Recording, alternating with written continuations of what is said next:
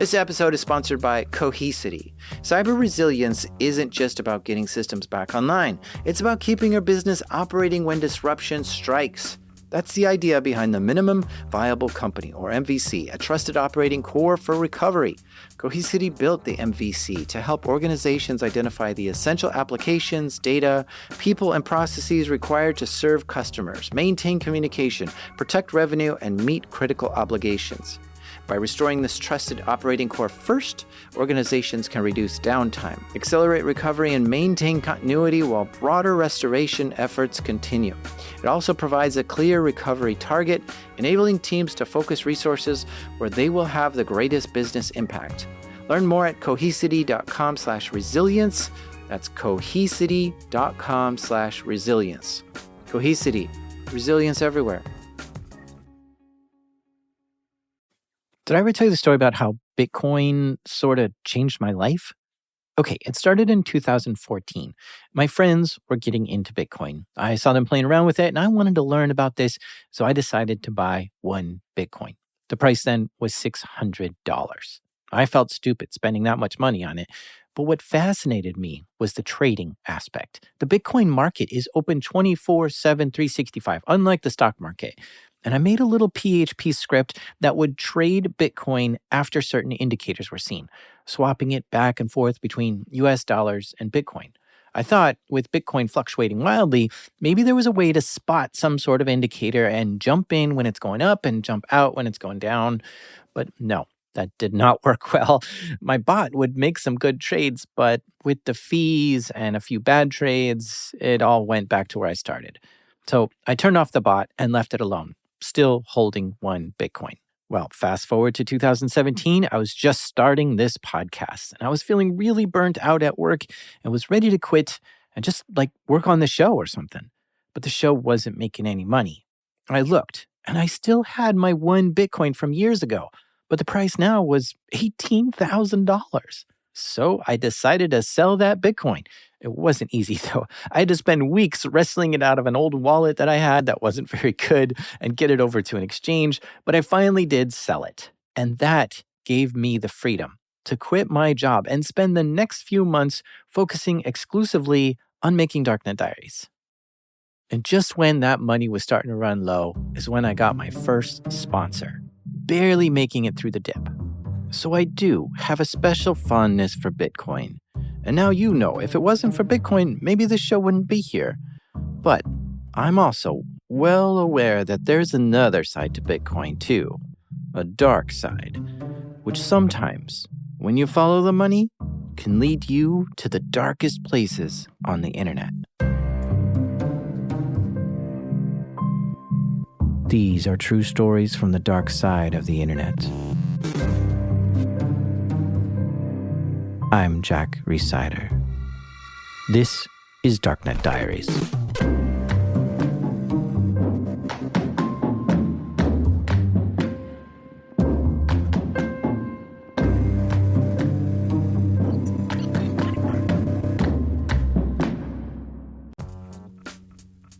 This episode is sponsored by Delete Me. Have you ever thought, I should really be doing something to protect myself from stalkers, scammers, and hackers, but you're not sure what? Here's what you should do. Go to www.joindeleteme.com/darknetdiaries and enter code DD20 and you'll get 20% off Delete Me. And a few years ago, I signed up and Delete Me got busy scouring the internet for my name and gave me reports on what they found and deleted stuff.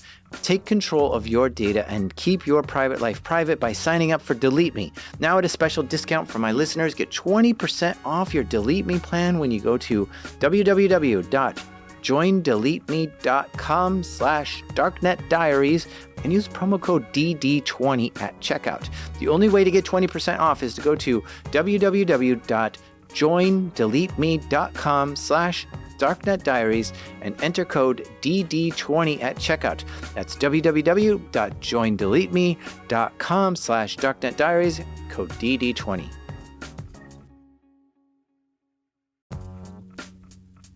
This episode is sponsored by Shopify. I know my job is to make a podcast, but I really love designing artwork for Darknet Diaries. And I take that artwork and I turn it into t-shirts.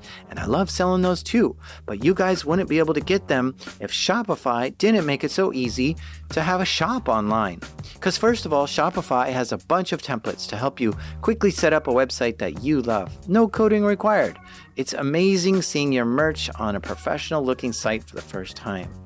And then after you've set up your site with Shopify, you get to take advantage of Shopify checkout. Customers get to check out quickly and easily, and you get to hear. All you need is the idea. Shopify handles the rest. If you're serious about hearing your first, start your free trial at shopify.com/darknet today. You heard that right. Start your free trial today at shopify.com/darknet. That's shopify.com/darknet. For this episode, we're talking once again with Andy Greenberg. Do I sound okay? Like I have other. This is Andy's third appearance on the show. But if you don't remember, he's the one who wrote the book Sandworm, which talks about Russia doing a cyber attack on Ukraine using NotPetya and other things. And he's also a senior writer at Wired. And I cover, cybersecurity and hacking and surveillance and all of this stuff. And I've now written a new book, Tracers in the Dark, The Global Hunt for the Crime Lords of Cryptocurrency. Wow, that sounds like a cool title, Tracers in the Dark. I love it. So how did you get involved in this book or this story? What's going on in there? Yeah, well, more than a decade ago, actually, I was really interested in this group called the cypherpunks that wanted to use encryption and anonymity tools enabled by encryption to take power away from governments and corporations and give it to individuals. And this is, like the cypherpunks were these radical libertarians, most of them anyway. And that movement gave rise to like everything from like VPNs to Tor to WikiLeaks. And I was kind of obsessed with this group and writing a book about them back in 2010 and 2011. In the spring of 2011, actually, is when I came across this, what seemed like this new cypherpunk phenomenon, which was Bitcoin. Little did we know what kind of revolution Bitcoin would be in 2011. Bitcoin is digital currency. And before you start telling me that Bitcoin is a scam and has no value, the paper money you have in your wallet is just paper and has no real value either. We all just try to convince each other that cash does have value, but we know deep down it's just a piece of paper. It's a lie. But besides that, cash is getting phased out for digital money. People use credit cards or even their phones to pay for everything now, which, if you think about it, now money is basically just an entry in a database somewhere. And that's fine because it makes sense to use digital money in our digital world. Yeah, I know Bitcoin has no real value. But just like cash, people go along with the lie that it does. And once enough people believe in it, then Bitcoin becomes valuable. Money is weird. But the thing about Bitcoin is that it's an anonymous digital currency. Or at least it used to be. Just like there's no connection between the dollars in your wallet and your identity, there's no name on a Bitcoin wallet. Well, that was true until governments started regulating exchanges. In order to buy or sell Bitcoin, you now need to show identification to the Bitcoin exchange. And if you keep your Bitcoin right there on the exchange, then yeah, there's a direct connection between your wallet and your name. But that connection isn't visible to just anyone. Only the exchange has your identification and knows which wallet is yours. But exchanges in the US have to abide by US law. And that allows law enforcement to issue subpoenas to exchanges to get details about who owns a particular wallet. This kind of put a fence around the whole cryptocurrency ecosystem, which enabled law enforcement to investigate cases much more effectively. But on top of that, researchers were also figuring out ways to follow Bitcoin trails and put together a picture of what certain Bitcoin wallets were doing.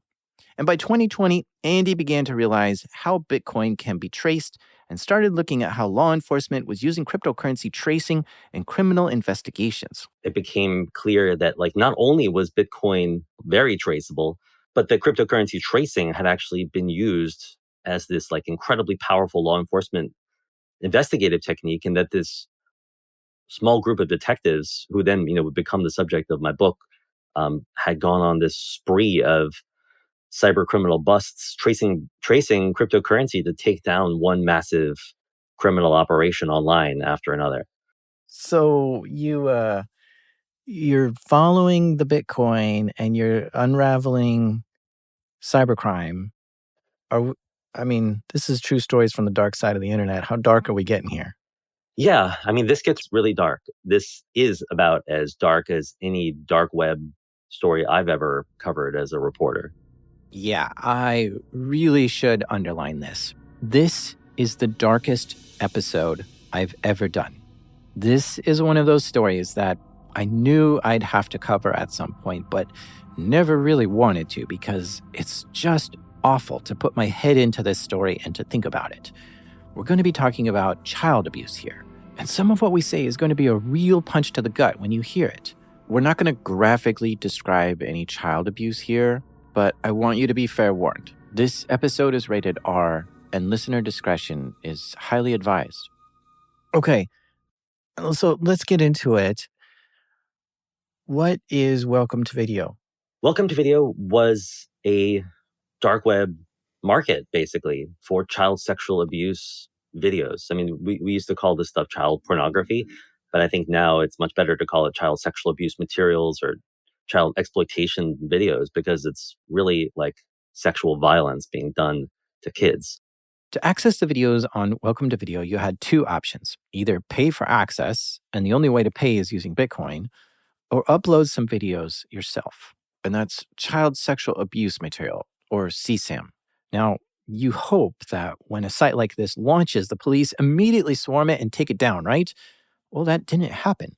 It launched, and people started using the site, and it actually had hundreds of users in the early days.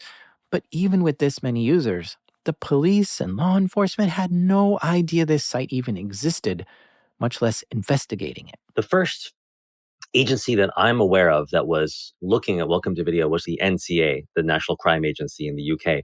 And they came upon it through like just to like throw us right into the deep end of like this darkness with a really terrible case of this guy named Matthew Falder, who was this Cambridge academic who lived this very evil secret life. I mean, if it's fair to say that anything is evil, I guess this would be.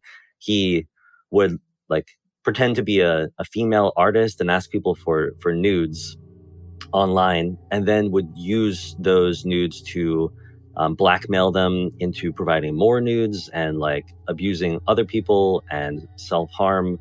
Oh, I hear about this all the time. About once a month, a listener of mine, usually a guy, tells me this story that they found a woman online, started chatting up with her, and it seemed to be going in a romantic direction, and the woman asked for a nude photo of him. So the guy sends one, and immediately the person tries to extort the guy, saying they'll send this to all his friends unless he pays, maybe something like $500, but it varies based on how much they think they can get out of the guy. 2 tips for any listeners who find themselves in this situation. First, don't send nudes to people online like that. Second, if you get in this trouble, it's a legal matter. Contact the police. You're being extorted. It's not something a podcaster like me can help you with. This guy, Matthew Falder, had done this to no fewer than 50 people. At least 3 of them had attempted suicide. I'm sorry to throw us right into like the really most horrific parts of this story, but that's like where this goes. And the NCA had actually identified Falder and charged him. And on his computer, they found that he was a customer of Welcome to Video, the site that they had never seen before, but immediately looked to them like a kind of massive repository of child sexual abuse materials. But like with every dark web market, it was protected by the Tor anonymity software. There was no obvious way to take it down. Right. Welcome to Video was on the darknet using the Tor network. And here, things are anonymous by design, both users and the websites, or so it seems. Like on the regular internet, when you see a URL, you can look up who owns that URL, or do a trace route on the website's IP and see where that server is hosted in the world, or at least what ISP is providing them internet. But on the Tor network, on the dark web, all that is hidden. Like, for instance, when you want to make a website on Tor, you first generate the private key, which will then give you a public address, and that public address is your URL. If you have the private key, you own the site, and if not, it's not yours. There's no way to look up who the owner is or see where it's hosted. Everything is hidden. And so the NCA could see this horrific website, but they couldn't figure out any clear way to locate its administrator or take it down. That's the whole idea, really, of the dark web. I mean, sadly, there is so much, every child exploitation focused agent that I've ever talked to seems like they're overwhelmed with cases. Tragically. So without a clear lead and with a lot of other work to do, this got pushed to the side until Jonathan Levin showed up. This guy started a company called Chainalysis, which is a mashup of the words blockchain and analysis. See, every Bitcoin transaction that happens is public for everyone to see, and that's what the blockchain is. It's a public ledger which shows every single transaction since the dawn of Bitcoin. And Chainalysis is sort of like archaeologists digging through the blockchain, examining the data, and doing things like making a profile of certain Bitcoin wallets and discovering ways to trace the money, but then also learning that Bitcoin might not be so anonymous after all. I mean, consider this scenario. Say you gave some Bitcoin to your buddy to borrow, and he promises to pay you back in 1 week. But 3 weeks go by and he didn't pay you back. So you ask him about it and he says, "Oh, I don't have it." Well, you could just look at the blockchain to see what's going on. So you look to see where you sent this money to, which is presumably his wallet, right? And you see that not only did he borrow money from you, but 4 other people sent him the same amount. Maybe those are your friends or his friends that he borrowed from. Then you look to see how much Bitcoin is in his wallet right now, and there's none. So where did it go? Well, the blockchain tells all. You might look and see that all the money went to some well-known online casino's wallet. Oof. This is the kind of investigation you can do on the blockchain, but it takes a certain skill and the right kind of eyes to be able to see how things move around and what's going on. And this is what Chainalysis started doing, watching the blockchain, trying to figure out what was going on there. And they soon realized that law enforcement was also very interested in the activity of certain wallets. So Chainalysis started working with law enforcement to find ways of getting information about certain Bitcoin wallets. In fact, they made a tool to make it even easier called Reactor. If you put a Bitcoin address into Reactor, it'll show you a map of all the wallets that wallet has interacted with. It'll then start to cluster those wallets into groups of common interests. It'll detect certain laundering techniques. It'll show where the Bitcoin started and where it ended up. Like, for instance, Reactor software will show that a person bought some Bitcoin at Coinbase, then transferred it to another wallet, and then they cashed out at Binance. Which isn't quite rocket science to figure this out on your own, but Chainalysis makes investigating the blockchain a lot easier. So law enforcement around the world was purchasing and using this tool to help them in criminal investigations. And Jonathan Levin was a co-founder of the company. And around July of 2017, he was just visiting an agent at the NCA, just a kind of customer check-in. And the agent told him about this new site that had just come onto their radar. They did have some of the cryptocurrency addresses of Welcome to Video that they pulled from Matthew Falder's computer, I believe. So Jonathan Levin suggested that they just put one of those addresses into Reactor, this cryptocurrency tracing tool that Chainalysis sells. So they gathered around a cubicle, and the agent gave Levin's Bitcoin address from Falder's computer, which showed that he purchased access to Welcome to Video. Levin put the address into Reactor, and an explosion of nodes and lines were appearing all over the screen, showing quite immediately the size of the operation. The concept is simple. When Falder became a paying member of Welcome to Video, the wallet that he sent money to must be the owner of the site, right? And if that's the case, then what other wallets also sent money to the owner of Welcome to Video? The graph in front of them showed hundreds of wallets sending money to this site. Levin and this NCA agent were both kind of shocked. They could see the entire cluster of all of Welcome to Video's addresses, at least kind of like a sketch of them. This was just like an initial kind of analysis of that whole payment network. But they could see people buying Bitcoins in cryptocurrency exchanges, including in the US, paying them sometimes directly into Welcome to Video's addresses, or sometimes through a few hops on different addresses on the blockchain, but you could still follow the money. And then, kind of just as importantly, they could see flows of money coming out of Welcome to Video and going into just a few cryptocurrency exchanges, 2 in Korea and 1 in China. It seemed that many users of the site took no steps at obfuscating or hiding their Bitcoin trail, and perhaps not even the site owner, because the owner's wallet seemed to be sending Bitcoin to an exchange to cash out too. And while nobody's names are actually on any of these Bitcoin wallets, all the users bought Bitcoin from an exchange, and they had to give their driver's license to the exchange to get money into their wallets to begin with. And all of that meant that if they could follow those trails on the blockchain and get a law enforcement agency involved that would send subpoenas to them, then they would probably be able to start immediately getting identifying information on these people, because that is, how this works. Like, it's very difficult to cash out your cryptocurrency for traditional money or buy cryptocurrency with that traditional money without giving your identity to one of these exchanges. This is a lot of work, though. Creating hundreds of subpoenas, that's a lot of paperwork. And then once you have those people's names, is that enough evidence to arrest someone simply because their Bitcoin wallet interacted with the owner of a CSAM site? Whoever was going to take this case on was going to be in for quite a ride. While Jonathan Levin was in the UK on that visit in London with the NCA, these 2 IRS agents, Tigran Gambarian and Chris Jancheski, were in Bangkok. They were kind of supposed to be part of the takedown of Alphabet, this massive crime market for mostly drugs, but also, hacking tools and stolen data. That's another story that I tell in the book, like how cryptocurrency tracing helped to confirm the identity of the administrator of Alphabet and take down this guy in Bangkok. Tigran and Chris, these 2 IRS investigators, after the takedown of Alexander Kaz, the kingpin of Alphabet, they were kind of annoyed that they had not been involved. They hadn't been invited to the arrest. They hadn't even been invited to the war room in the Thai police headquarters where people were watching the live stream of the arrest from surveillance footage. And so they're sitting in Suvarnabhumi airport, the Bangkok airport.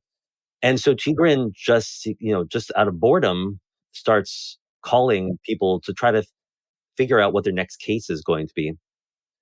And he calls Jonathan Levin at Chainalysis. And Jonathan Levin is like, yeah, it's funny that you should ask, because I just came across a lead on a massive child sexual abuse materials case. And if somebody just pulls these threads and follows the money, I think that you could take this whole thing down. And I think that you're just the 2 agents to take this on. Yeah, but that's the thing that kind of surprises me. The IRS investigating a criminal pedophile website. How are they just the 2 agents to take this down? Well, exactly. That's part of what's so weird about this case, and that made it so interesting to hear about from the agents who carried it out and the prosecutors, because Tigran and Chris and Zia, Zia Faruqi, the federal prosecutor who led the case in Washington, D.C., none of them had ever done a child exploitation case before. And they were financial investigators. They had done money laundering cases. Zia Faruqi had done national security cases where they followed the money to find people selling weapons to North Korea and stuff like that. And Tigran and Chris had followed the money. And Tigran actually was this, probably the best cryptocurrency tracer in the IRS. But none of them had ever dealt with child abuse before. And that was what was weird about this case, is that it was a financial investigation, but a financial investigation to find and dismantle a child abuse network, which, is really rare. Because, as I said, most of these dark web child abuse markets don't have any form of payment, and certainly don't use cryptocurrency. But Zia Faruqi, I think to his credit, the prosecutor who took on this case, he was it doesn't matter. We are going to follow the money. We know how to do this. We have a fantastic lead here, and we're going to trace Bitcoins to take down this whole network. So the two IRS criminal investigators took the case to take down Welcome to Video. And you might think that they might be looking for tax evasion or some kind of financial crime to bust these people for. But the IRS criminal investigators can really investigate just about any federal crime. For instance, in 2021, 72% of their cases were tax-related, but 11% were just narcotics-related. IRS criminal investigations, they are a real law enforcement agency. They carry guns, they make arrests, they travel around the world, like extraditing people. In fact, the IRS criminal investigation team even has 2 cybercrime units. So the case got opened on Welcome to Video. But where do you start? Well, like any case, you should get to know the situation and learn exactly what's happening on the site.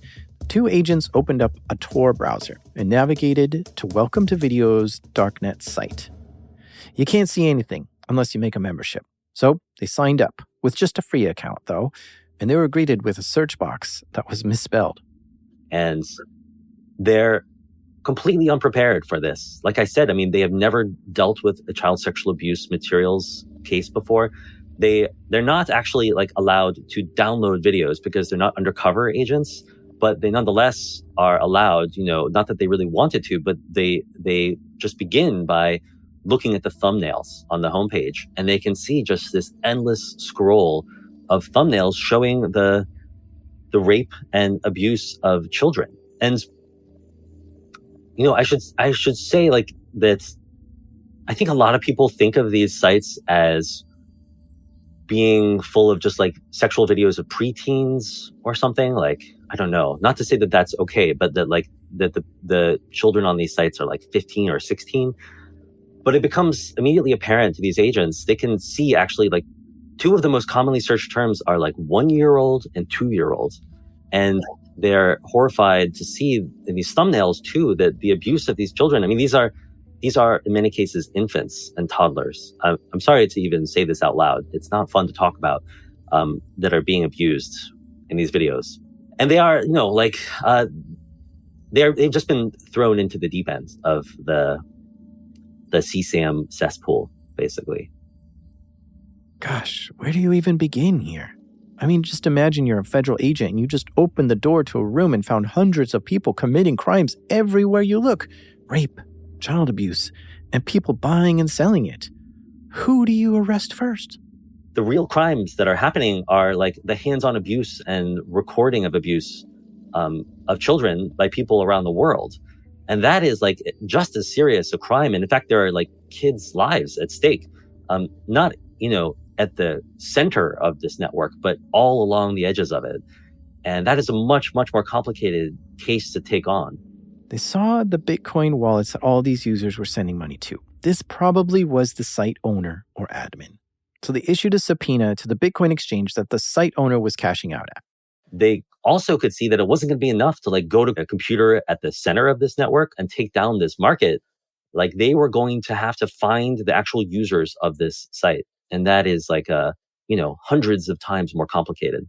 So using the Chainalysis Reactor tool, they were trying to get information on the users of the site. Their theory is if they know the Bitcoin wallet for Welcome to Video, what wallets are sending money to this wallet? And are those paying members of the site? So they traced the money. If wallet A was the site owner and wallet B sent money to it, where did wallet B get that money?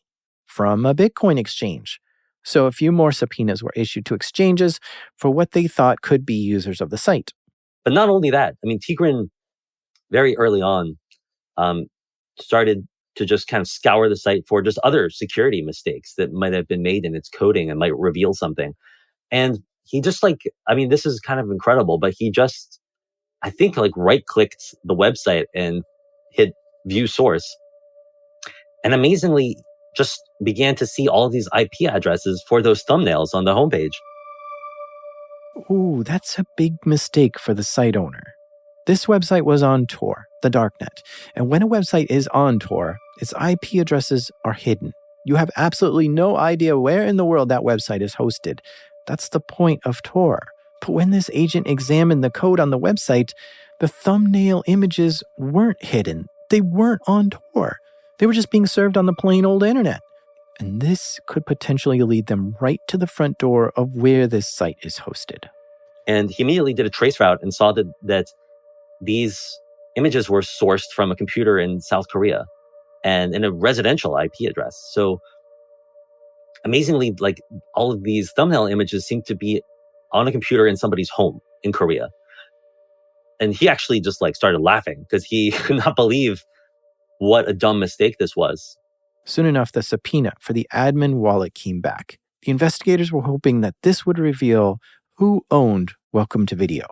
Well, the first thing that they could see, and they could see this actually before they even got the results of their subpoena, was that there was no way to take your money out of Welcome to Video. Once you paid in, once you like paid for a membership, essentially, there was no, you couldn't like get a refund or something. And nobody else was like, it wasn't like the Silk Road where people were selling stuff on Welcome to Video other than the administrators of the site. So all the money that was coming out of the Welcome to Video network, or, it's the cluster on the blockchain, all of the money coming out must belong to the administrators of the site. They realized that right away. And so they traced that money to these two exchanges in Korea and one in China, and started to get the subpoena results for those. I think a little bit of it had gone to a US exchange too, and they got that one first, and it showed the identifying information for this older Korean man near Seoul in South Korea. But Chris Jancheski, he was the one who received the results of that subpoena first, and he was immediately kind of like weirded out by this because this was like an older guy, and he had really dirty hands, like he was some sort of agricultural worker or something. He didn't seem like somebody, the kind of like whatever basement dwelling, hands on a keyboard guy who would be running a dark web market. And then as they got more of the information back, they began to see that there was this other guy who was much younger, had the same last name as the older guy. His name was Sun Jong-woo. Sun Jong-woo. They've got a name. And they looked closer at this guy. He was 21 years old, living in South Korea. And he had the same last name as that other guy, the guy with the dirty fingernails. And they looked into it, and this was the son of that older guy. Sun Jong-woo also lived in the same city where the IP address resolved for the images on the site. As the investigators looked at him more, they connected enough dots for them to believe Sun Jong-woo was the admin and owner of the dark web site Welcome to Video. They found their guy. That, you might think that like that is like case closed. They've got their guy. He's in South Korea. He's in this town, like just a couple hours south of Seoul. But then they started to get the results from all their other subpoenas. These are the users of the site, like uploaders, downloaders, hands-on abusers of children, like people creating these videos. And they start to see that the users they're identifying, and these are hundreds of men. I mean, they're almost all men, of course. They include like a vice principal of a high school in Georgia and an actual Homeland Security investigations agent. And by this time, IRS had actually partnered with Homeland Security because they didn't have the manpower to do this massive investigation. And so immediately, like they're in this awkward situation where they see that one of their own, like a federal agent, is one of the users of this site. But that also, the administrator of a high school and a federal agent, these are people in positions of power and like potentially with access to children. And so they start to realize that their first priority cannot be to go after the server or go after Sun Jong-woo in South Korea. They have to try to find these especially sensitive cases, the users of the site who might have access to kids. They have like an ethical responsibility to go find them first and arrest them or charge them or whatever, stop them from potentially abusing kids. One of the subpoenas came back for a guy right in Washington, D.C., where the IRS investigators were based. It was really important to them to realize that there was a user of Welcome to Video in Washington, D.C. In fact, this guy lived just down the block from the prosecutor's office where a lot of this work was happening. One of the prosecutors had actually just moved out of this building where this guy lived, amazingly. It was really just like a few blocks away.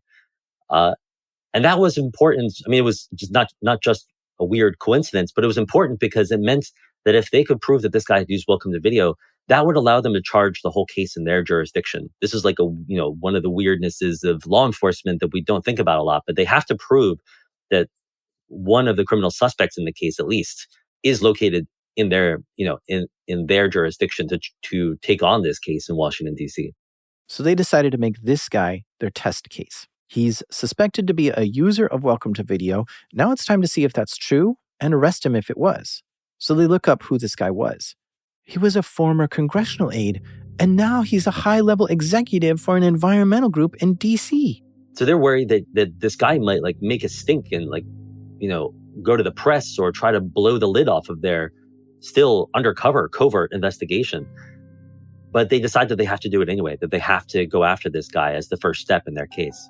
So in the midst of this, they also see that they find this guy's social media profiles and they see that he's gone quiet just recently, just in the last week or two. And they figure out by pulling his flight records that he's gone to the Philippines, which, they suspect might, the Philippines sadly is a place where a lot of child abuse and sex tourism happens. But they also realize that will allow them, when this guy flies back to the US, again, for better or worse, there is this carve out in American civil liberties that I, find pretty appalling normally, which is that Customs and Border Protection can just pull you aside at the airport and hold you as long as they want, practically. I mean, your rights just don't apply somehow at the border in that way, which is, kind of sickening. But in this case, sorry, that was an aside, but in this case, it meant that they could detain this guy when he flew back from the Philippines. So they figure out when he's coming back and what his route is. He was flying back home through Detroit, and the IRS federal agents were able to get Border Patrol to pull him aside in Detroit and seize his devices. They made him turn over his phone and computer. Of course, he protested, but the Border Patrol told him that he's being investigated for child sexual abuse material. So they took his devices and let him fly home to D.C. Border Patrol began looking through his devices. CBP, not long after this, told the investigators in D.C. that they had managed to access the storage of those devices. Some of it was encrypted, some of it was not. And they found child sexual abuse videos. They found actual, surreptitiously recorded videos of adults having sex as well. So they knew that this test case had actually come back positive. The next day, this is just a bizarre twist in the case. One of the prosecutors involved in the Welcome to Video investigation got an email from the management of her old building. She no longer lives there, but she was still on the mailing list. And it said that tragically, someone had committed suicide in the building and had jumped from, I think, the 11th floor, and their body was on the sidewalk, and therefore the parking garage was closed. And this was it's a bizarre email to get, but she immediately realized that this was their suspect. And Chris Franceschi and Tigran Gambarian drove over to the building right away and talked to the management and figured out that, yes, this was their test case. This was their guy, and he had just committed suicide.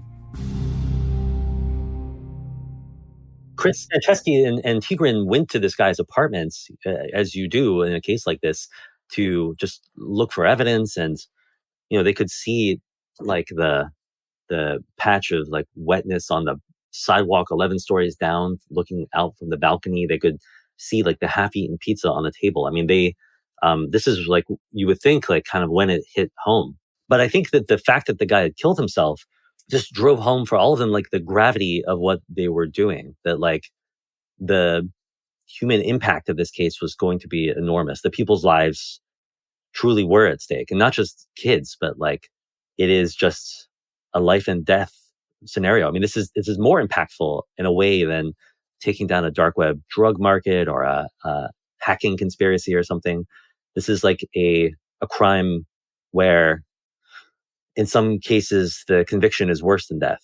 But I think it speaks to the trauma that they'd already experienced in investigating this case, that they had no sympathy for this guy. I mean, I think that the investigators in part were we just need to focus on the victims here. There are real victims that we need to actually help in this case. But they also, had come face to face by this point with hours of these videos. Chris Jancheski was actually the one who eventually was assigned to watch these videos to be able to write the affidavit for whatever charging documents they would come up with. So in this sort of like Clockwork Orange way, he was just forced to watch hours and hours of child rape.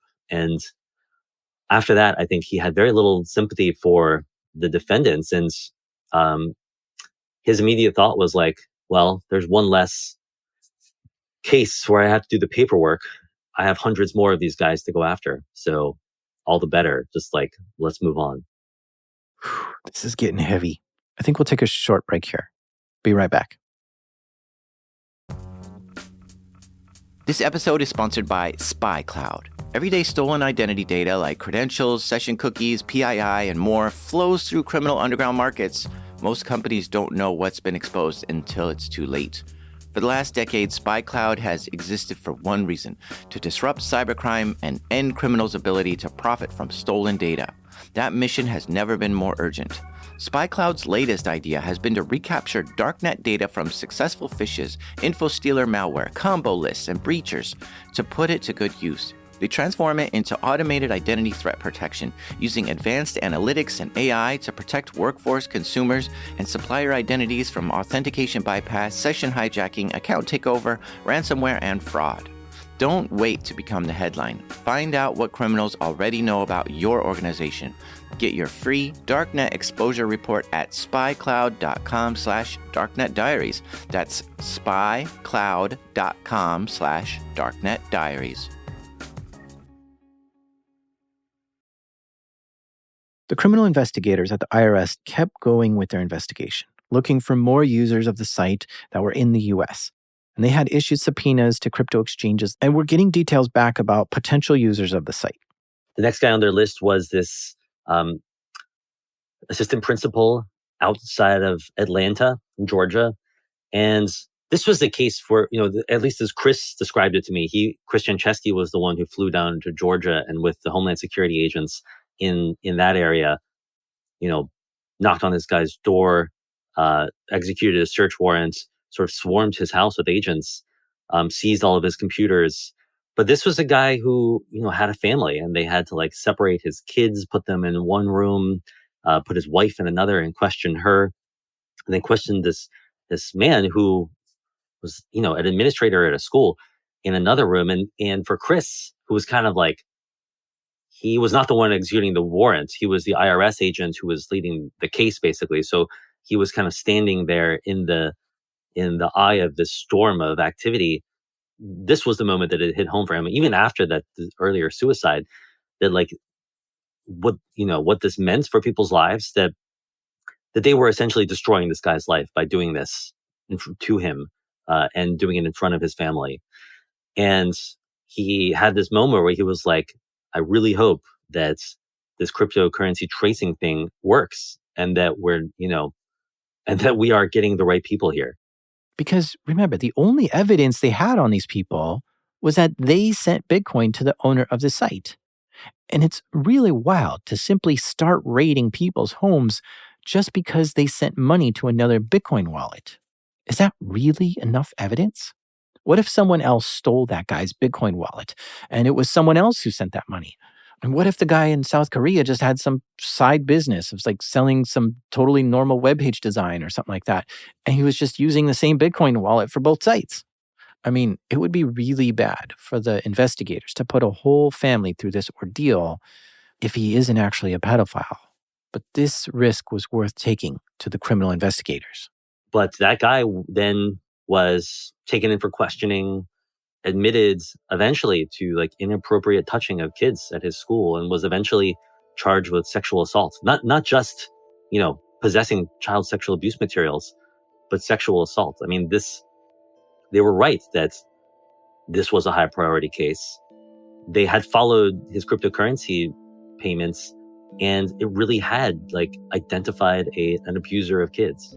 At least that's what the agents and prosecutors told Andy about this guy. I do know he lost his job over this and was facing numerous felony accusations. The important thing was that within hours, this sort of like moment of doubt that Chris Jancheski had was dispelled, that they knew that this guy, this was another test case that had come back positive. The blockchain had not lied. Like they had once again identified like a real case of sexual exploitation of kids through cryptocurrency tracing alone. So in the midst of this, like they, at the same time, this investigative group, these like IRS agents and prosecutors were also just continuing to scour everything happening on Welcome to Video. I mean, the site was still online, and there was a chat function on the site, like a kind of discussion in real time on Welcome to Video 2. And they began to notice that there were these messages that would appear periodically that seemed to be from a kind of help desk administrator almost. Like, if you have a problem, email me here and I can help. And so they started to ask themselves, like, is this another moderator or even administrator, another creator of Welcome to Video that they needed to track down? Like, is this Sun Jong-woo, the guy in Korea, or is it someone else even? So Chris Jancheski and this contractor who worked with the agents, his name was Aaron Bice, they tried to figure out based on the email address who this was. They did some pretty incredible investigative work for this one. The email was on a Tor-protected email service, so that was no help. But they were able to find a similar email address as a user of a popular Bitcoin exchange called BTCE. Or at least BTCE used to be a popular Bitcoin exchange. It was taken down by U.S. authorities because of the money laundering that was going on there, which meant the U.S. authorities had all the logs and data from that Bitcoin exchange, and a very similar email address was registered to that exchange. The user had logged into the exchange 10 times to access their Bitcoin there. But this exchange didn't have user information other than the IP address that the user logged in from. So the investigators looked at the IP addresses that logged in to this account. And every single IP they looked up came back to a VPN service. This was a dead end for them. But the last IP they looked up came from a residential address in the US, not a VPN. This must have been a mistake by the user. So they did a trace route on that IP address and found that it was in Texas. It was clearly not Sun Jong-woo. It seemed kind of unlikely even that somebody in Texas was working with Sun Jong-woo. The investigators were able to gather more information about who this person was, and they eventually were able to get a name and address of this person. It turned out to be a border patrol agent, another federal agent who was based in this Texas town near the border. A border patrol agent.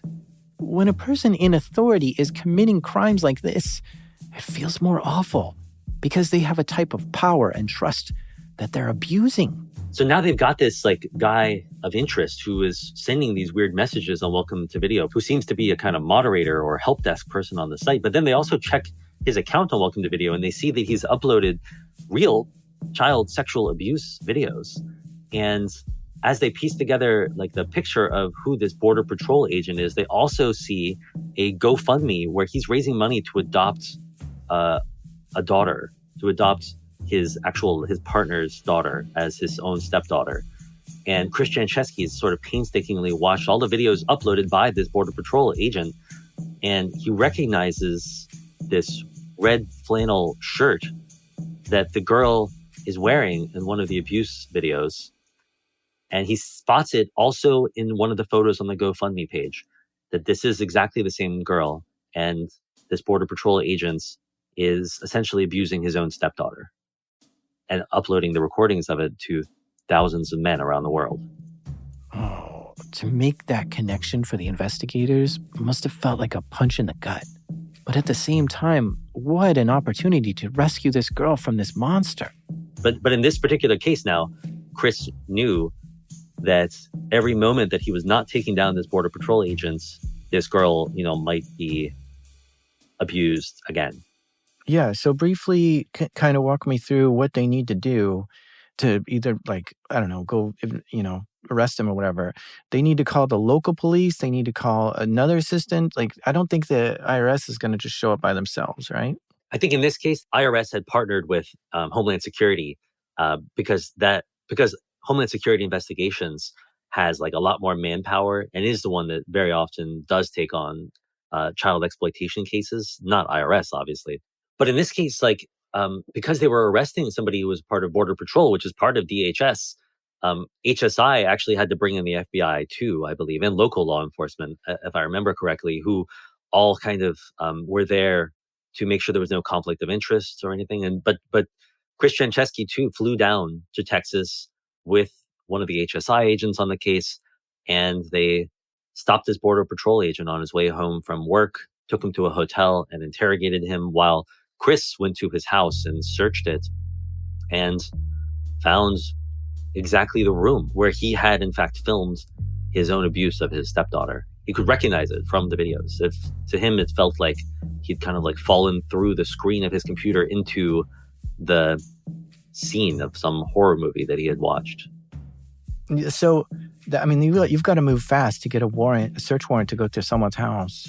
Well, exactly. So, like, it was 10 days after the results of Chris's subpoena came back that he arrested this guy, and he barely went home or saw his family during that time. I mean, I think that it had become so real for him that he was haunted by this notion that every moment he was not working to get this guy separated from his victim was a moment that, like, a child could be raped again. I mean, I'm sorry to say these things out loud, but that is the truth. And so the entire team, but especially Chris, just truly raced to get this guy arrested, and to have the girl was in fact separated from him, brought to a safe place. They brought with them on this search somebody who was sort of like experienced in speaking to child victims, and that agent did interview the girl who then, like, yes, she opened up and eventually, like, talked about the abuse that she'd experienced. Man, thinking about the victims here really is another punch in the gut for me. This kid suffered so much trauma, and it could take a lifetime for her to heal from all this. And abusers sometimes go through great lengths to keep all this quiet, like threatening the kid or gaslighting them and saying, no, that didn't happen. That was just a dream you had. So they proved, yes, that this guy was a hands-on abuser of children, of his own stepdaughter. Well, these are the allegations made by the agents and prosecutors in the case. This guy has not been convicted of anything yet. But they also, in interrogating him, found that he was not by any means an administrator or moderator of the site. He was actually just phishing people, essentially, on Welcome to Video, pretending to be a moderator, and then using that to steal their credentials and log in to the site as them and get access to their cache of child sexual abuse videos, just as a way to save money, basically. As kind of petty as that sounds, I mean, he was just exploiting these exploiters and trying to get access to more videos without paying for them.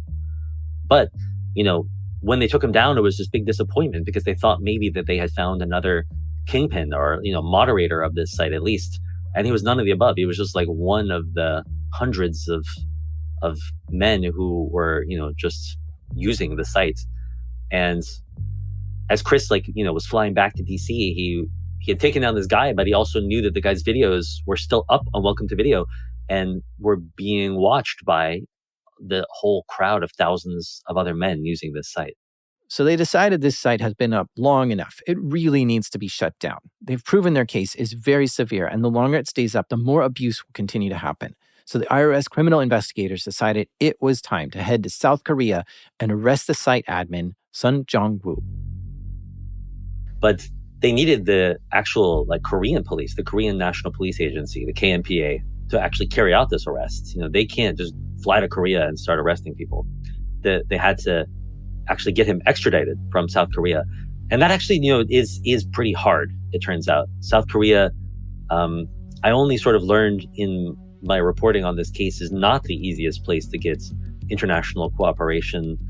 Luckily, Zia Faruqi, the federal prosecutor in this case, had actually carried out cases in South Korea and had contacts with the KNPA. He had done a case where they tracked down people selling weapons to the North Korean government and had worked with South Koreans in that case. So he had these contacts there, he and an HSI agent who were involved. So they get the cooperation of the KNPA. They set up surveillance of Sun Jong-woo as he's coming and going. They follow his every move as he comes and goes from his apartment in this, apartment complex a couple of hours south of Seoul. So in February of 2018, Chris Janczewski and a couple of the prosecutors in the case fly to Seoul and prepare for this takedown in cooperation with the KNPA. They make this plan to arrest the guy on Monday morning at his home, like bust down the door and get him at home. But then on the day before they're planning to make the arrest, they figure out from their surveillance team that Sun Jong-woo has driven up to Seoul, that he's like spending part of the weekend in the city. And the KNPA make this like last minute plan to basically stake out to drive south to like the town where he lives south of Seoul, stake out his home and be there ready to get him at his front door. And that is in part because they don't want him to have any chance to try to destroy evidence. Thanks in part to like Tigran Gambarian's right-click and view source, they know that the server is actually in Sun Jong-woo's apartment, amazingly. So this is not like in a data center somewhere. So they need to both seize the server and arrest Sun Jong-woo. They make a plan to do this, which in some ways, it's like a very tidy sort of simple plan. Now they only have to raid one location, basically. They sort of formulate this last minute plan, and Chris Janczewski and the Americans and the Koreans drive down together in this kind of caravan and stake him out in the parking lot of his building. And it's long after midnight on this like night where it's just pouring rain. Chris Janczewski, by the way, has horrible cold. He actually like brought a pillow with him for this stakeout and was just like miserably like waiting in the car during all of this. The Americans are not actually allowed to make the arrest. So it's the Koreans who follow Sun Jong-woo into the apartment when he finally arrives. It's this Korean agent who they called Smiley. I don't actually know his real name, but they called him Smiley because he never smiled. And he was this very like intimidating figure who kind of slides into the elevator next to Sun Jong-woo, rides up the elevator with him. When he steps out of the elevator and walks to his apartment, they arrest him just as he reaches his front door and then search his home. They ask Sun Jong-woo, like, can we let the Americans in to participate in this search? The way that this mutual legal assistance treaty between the US and Korea works is that the victim has to like give permission for any Americans to be involved in the search. And of course, Sun Jong-woo says no. So Chris Janczewski has to just like watch the search through somebody's phone on FaceTime while he sort of like just like sits in this car in the parking lot in the rain. And eventually somebody points the video, this like live stream of the search at this crappy desktop tower machine that is sitting on the floor of Sun Jong-woo's bedroom. It's just like an old desktop machine with one side open, and you can see that there are like multiple hard drives in it. And essentially, like Sun Jong-woo had just been adding hard drives to it as each one filled up with terabytes of videos of child sexual abuse. And this is the Welcome to Video server. I mean, Chris couldn't even believe it. Like he was just kind of shocked, and it was actually almost like anticlimactic for him. Like they had got their guy, they had found this server at the center of this incredibly malevolent global network, and it was just this dumpy computer on like the floor of this kid's bedroom. So when they got to the server, did they immediately pull the plug, or did they put some forensic tools on it, or did they put a sign on the site that said this is now seized by the government? So they grab the server. They do put up a banner on Welcome to Video, but it's not a seizure banner. They actually like put up a undergoing maintenance, like please be patient banner. They even include some typos because Sun Jong-woo's English was pretty bad, and there were a lot of typos on the actual Welcome to Video site. So they're trying to just buy themselves some time and not tip off Welcome to Video's users that the site has been taken down. And with the server, kind of amazingly, now they can, I mean, the kind of breakthrough of now having the server is that it's a kind of Rosetta Stone. I mean, now you can see not only who was paying in, but what they were buying. With the logs on the server and the database there, you can see like which videos each user was downloading and watching and uploading too. So now, like in combination with the cryptocurrency tracing, they have like the entire map of not just identities that they've got from that tracing, but also like the other end of these criminal transactions. And so they now they have the mother lode of evidence, and they start to assemble with the help of Chainalysis and of HSI and the IRS. They're all working together. They start to build these kind of dossiers on hundreds of the users of Welcome to Video around the world. I mean, this is like the heart of the case. In fact, it's like the slog of planning to find and arrest and search and raid and charge hundreds and hundreds of men around the world. I mean, not just in the US, but like practically every continent in the world. There were thousands of users on the site, and hundreds of them were paying to view the videos. And it really was the Bitcoin tracing techniques that gave investigators all the information they needed to take this whole operation down. And it was a huge operation. So when they seized the database, they now can see the full scale of the size of Welcome to Video 2. They can see, for instance, that by volume, there are more child sexual abuse videos than they've ever seen on a dark website before. When they share all this stuff with the National Center for Missing and Exploited Children, which is abbreviated NCMEC, NCMEC, NCMEC says that they have never actually seen, they were the ones who track these sorts of videos, and they've never seen almost half of them before, which is remarkable. And it shows that Welcome to Video wasn't just enormous, but that it actually had like really incentivized people to create lots of new abuse videos, to actually abuse children. And these weren't just videos copied from other sites, but they were like, many of them were uniquely made for Welcome to Video. Now the agents had mountains more of evidence against the users of the site. It was time to start arresting as many users as they could. As these intelligence packets were assembled, essentially, and sent out to agents and police around the US and around the world, there was no like coordinated, like one day of like, hundreds of takedowns. Like it was too big of a case to even attempt that. There was no kind of like, the way that things happen in movies where like all these doors get knocked down at the same time. Instead, it was like this kind of rolling, distributed process of just taking down these guys one by one around the entire world. Andy tried looking to see who these people were that were getting arrested. And it was just too many people to keep track of or follow up on. But there were a few people that he did hear about that got arrested that are worth mentioning. This guy in Kansas who it turns out had run an at-home daycare for infants and toddlers. And when he was busted, they had found that he deleted all of his videos from his computer, but the prosecutors were able to find that he still had like remnants of the videos in his computer storage and was charged. There was another guy in New York that when the police went to his house, his dad stopped them at the door and was like, "Yeah, you've got the wrong guy. It can't be my son you're after." But when the investigators showed the dad the evidence they had, he was shocked and let them in. And not only was the son a member of Welcome to Video, but he was also found to have sexually assaulted the daughter of a family friend and hacked into another girl's webcam and was recording her without her knowing, at least according to prosecutors.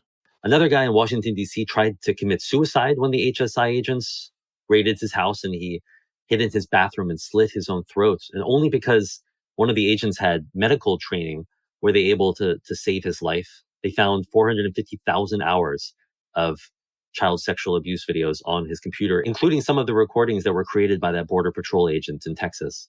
450,000 hours? That's like an addiction beyond my imagination. I mean, these are sad individuals. I mean, they have done terrible things, but when you hear about who they are, you do kind of realize that this is a sickness too.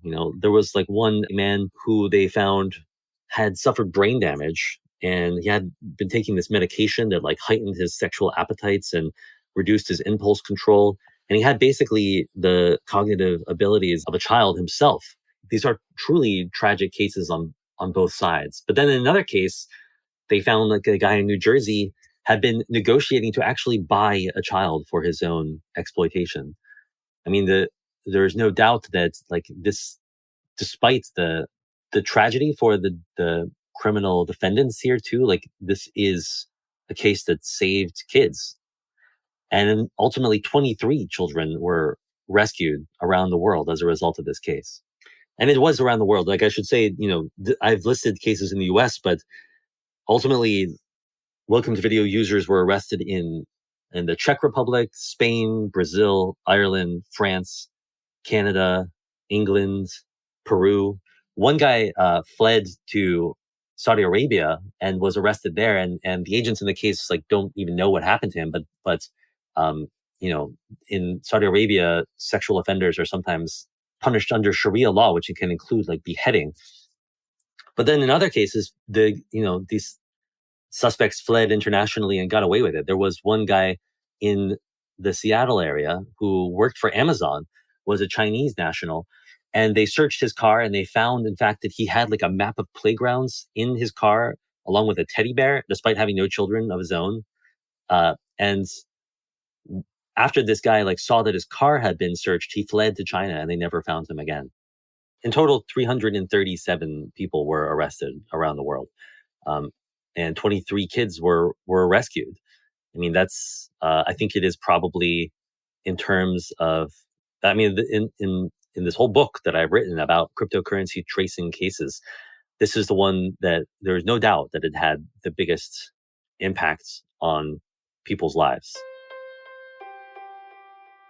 Sung Jong-woo made a few $100,000 from all this, which seems like such a small amount of money compared to how much suffering was inflicted on victims because of the site. Clearly, some of the users on the site did horrendous things or have been put in prison for a long time. And I know some of them got decade-long prison sentences or more. But that's just the users. What did the admin, Sung Jong-woo, get for his punishment? The really shocking thing is that Sung Jong-woo was out in less than 2 years. And that is like, I'm still kind of like amazed by this myself, but it seems like South Korea's child sexual abuse laws are just really badly written, and a judge denied extradition in this case. I still don't quite understand this, but I think it's like a cultural disconnect where South Korea just like historically has not taken this kind of crime seriously. But it is worth noting that like when Sung Jong-woo was given an 18-month prison sentence, just 18 months for this horrific crime. I mean, for running this network of horrific crimes, there was like a huge uproar in South Korea, and people protested. There was a petition signed by 400,000 people to prevent the judge in the case from being considered for a Supreme Court position, and there was legislation proposed to fix these laws and like create harsher sentences and change the extradition treaty. So I think that South Koreans many of them are like as baffled and unhappy about this as Americans are. Another story I read says that after he got out of prison, Sung Jong-woo was facing extradition to the US, but his father sued him only because if you're facing a lawsuit in South Korea, you can't be extradited. So this kept him in South Korea and cleared him of the extradition, which means he's still walking free, presumably in South Korea. That's the end of it. Sung Jong-woo is out and has completely disappeared from the internet and from like public life in any way that I can see. I could not find him. Now, when I began reading Andy's book, I was under the impression that Bitcoin and cryptocurrencies are private and anonymous, unless you make a mistake in your OPSEC and expose yourself. But after reading the book, I'm realizing just how extremely careful you have to be in order to remain private with your cryptocurrency. I mean, he talks in detail in the book about it, but let's just break apart a couple ideas. Local Bitcoins. This is where you can buy Bitcoins from just like another person directly and not through an exchange. Well, that person you bought Bitcoin from probably used an exchange. And there's stories about how law enforcement has subpoenaed exchanges to figure out who that person was that you bought Bitcoin from, which has led back to the criminal. Or what about mixing services or tumblers? Well, time and time again, these get taken down and seized by the feds. And that tumbler might contain a whole perfectly preserved logbook of everything that went in and out, effectively decloaking all its users. There's even rumor that certain governments know how to defeat some of the security features on Monero wallets, which is supposed to be private by design. And since the blockchain is a permanent, unchangeable public ledger, once a modern analysis technique is discovered, then it can be used to analyze the entire history of the blockchain. And even if you realize your mistake, there's no way to go back and fix it. Now, we still don't know who Satoshi Nakamoto is, the creator of Bitcoin, and whoever they are, they have $1 billion in their Bitcoin wallet that they've never touched. But as soon as they cash it out, they'll have to provide identification which will expose who they are. And there are protocols such as Zcash that encrypt the whole transaction, not exposing the sender or receiver's wallet at all, which seems promising. But if you put all your eggs in that basket, and someday one of those researchers finds a way to de-anonymize it, now your hands are showing. With the regulation of Bitcoin, it's easier than ever, for law enforcement at least, to identify who owns what wallet. They can even freeze wallets or wallets interacting with a certain wallet and seize wallets too. So I think that the trap that cryptocurrency has represented, in fact, for more than a decade now, it still persists. Like people still believe in many cases that they have financial privacy or that they can get away with crimes when in fact this untraceable currency they're using is the opposite of that and sometimes leads agents and prosecutors right to their door.